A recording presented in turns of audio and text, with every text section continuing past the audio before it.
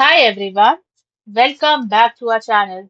Today, in this video, we are going to see how to change Schlage lock code without programming code, reset and reprogram user codes.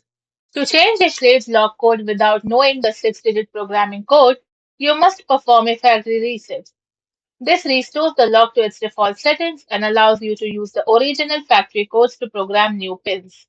Now follow this step-by-step guide to reset the lock and program your new codes. Step 1. Locate the default factory codes. Before you reset, you need your lock's default codes. These are printed on a white or yellow sticker. On the back of the exterior keypad assembly, on the front of the printed user guide / installation manual. Step 2. Perform the factory reset. Remove the interior cover to access the battery compartment. From there, disconnect the battery. Then press and release the Schlage button on the front of the keypad 2 to 3 times to clear residual power. Then reconnect the battery. Now the Schlage button will flash green once. And immediately press and hold the Schlage button.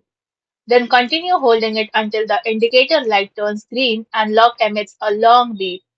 This will usually take about 10 seconds. Step 3. Program a new user code.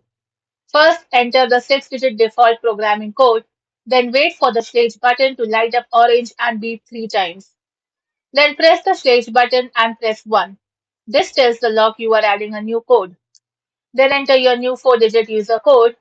After that, enter the new 4-digit user code a second time to confirm. A long beep and green flash means it is saved successfully. Thanks for watching, and for more such informative videos, do like, share and subscribe to our channel.